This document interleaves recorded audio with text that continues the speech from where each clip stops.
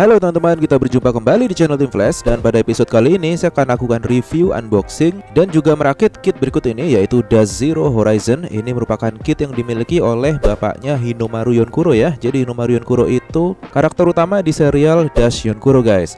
Nah seperti ini kemasannya, ini keren banget kalau saya bilang. Jadi ini betul-betul memunculkan nostalgia buat kita-kita yang tumbuh di era anime Dash Yonkuro. Jadi kemasannya berasa banget kesan vintage-nya. Jadi covernya pun dia berasa rada-rada kecoklatan gitu ya. Dan yang jelas cover artnya juga mengambil dari produk originalnya, yaitu Tamiya. Nah buat kalian yang nggak tahu, ini merupakan produk buatan produksi RZ. Dan RZ ini merupakan brand yang memiliki produk yang sama dengan pabrikan DDVC model guys. Jadi kalau kalian tahu DDVC model ya, sudah saya review di channel saya juga. Itu juga sama produknya seperti ini. Kita buka langsung ya untuk kemasannya. Dan yang pertama kita dapatkan di sini adalah bodinya. Jadi kalau kita lihat di sini, bodinya cukup rapi. Cetakannya ini sama persis ya kualitasnya dengan DDVC brand. Jadi cukup bersih, rapi, dan tidak terlalu banyak defeknya dia guys. Nah sedangkan untuk item berikutnya kita dapatkan adalah wheelsnya. Ini wheels klasik banget, mirip dengan wheels yang kita dapati dari kit tipe 1 seperti Dash Emperor, itu juga seperti ini, cuman beda desainnya dia guys. Berikutnya adalah tire setnya, dan ini ban jadul juga.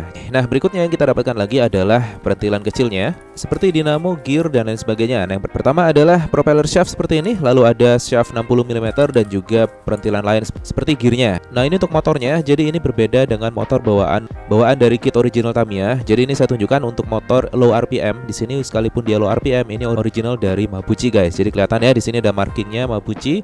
Sedangkan pada kit DD dan juga RZ itu biasanya dia polosan.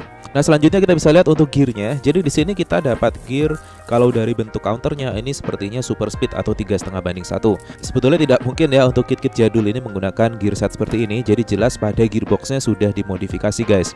Jadi untuk chassisnya sendiri seperti ini, cukup rapi cetakannya dan clean ya. Kita akan lihat nanti bagaimana dengan presisinya setelah selesai kita rakit. Untuk komponen lain dari chassisnya seperti ini, seperti gearboxnya, ada roller dan lain sebagainya. Lalu untuk part lainnya seperti shaft untuk counter gear, lalu ada eyelet dan juga bushing plastik di sini seperti biasanya ya.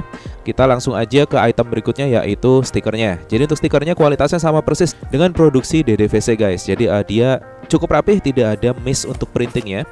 Lalu berikutnya kita bisa lihat ada manual instructionnya. Manual instructionnya pun bisa dibilang cukup rapi untuk printingnya ya. Dia tidak melakukan visual design sendiri, berbeda dengan kit-kit yang sudah pernah saya review selain di DDVC dan juga RZ. Ini dia copy paste dari Tamiya punya, tapi dia di trim. Jadi tidak mengincludekan bagian opening dari covernya. Lalu bagian guidance untuk pemasangan stikernya itu ada pada bagian balik dari tutup boxnya guys. Oke, saya akan langsung time lapse untuk proses perakitan ya. Dan kita akan kembali setelah kitnya selesai saya rakit.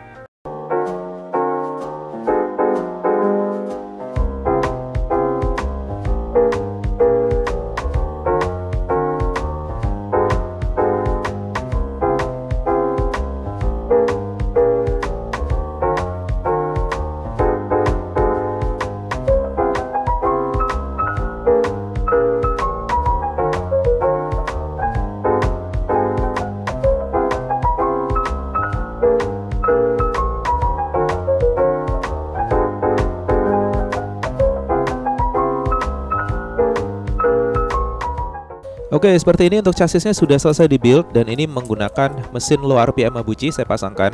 Jadi rencananya ini kit memang sebetulnya punya anak saya yang gede ya. Jadi untuk awal dicobakan di kelas Street Mini 4WD untuk kelas SSB atau Street Standard Box. Jadi apa adanya seperti ini, ibaratkan mobil STB tapi dipakai di kelas Street. Nah kita akan coba pasangkan baterai Fujitsu dan kita on ya. Kita lihat bagaimana kinerja dari gear trainnya.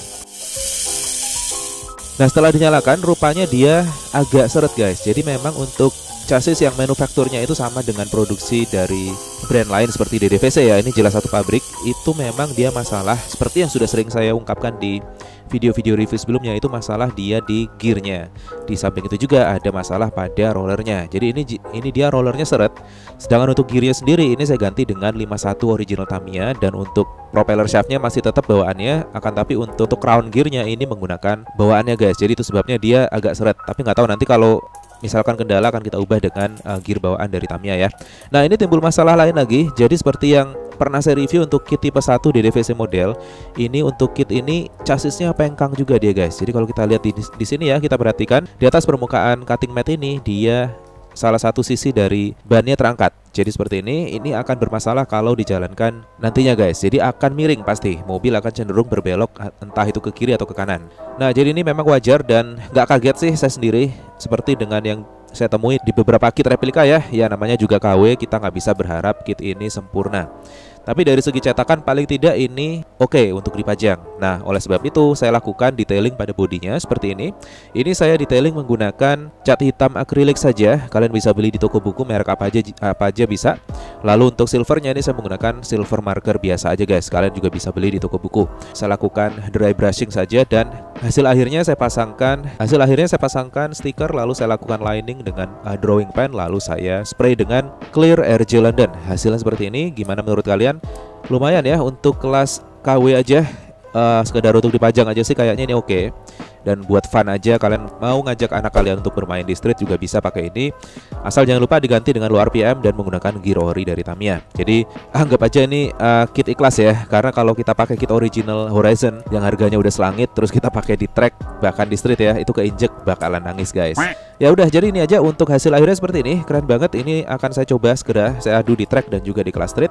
Sebelum kita lihat slideshow fotonya, saya ingin mengucapkan terima kasih dulu nih kepada patron atau supporter dari channel Team Flash. Terima kasih telah memberikan sedikit setiap bulannya untuk mensupport channel ini agar terus dapat memproduksi konten-konten menarik untuk kalian semua penggemar Mini 4WD. Nah jadi itu aja untuk video kali ini. Silahkan nikmati slideshow fotonya dan jangan lupa cek di akhir video ini ada link untuk ke video lainnya, atau kalian bisa baca-baca deskripsi untuk link playlist yang ada di channel saya ini guys. So jangan lupa pastikan kalian subscribe, aktifkan notifikasi, cek playlist saya lainnya, dan pastinya kita akan berjumpa di video berikutnya. Oke, see you.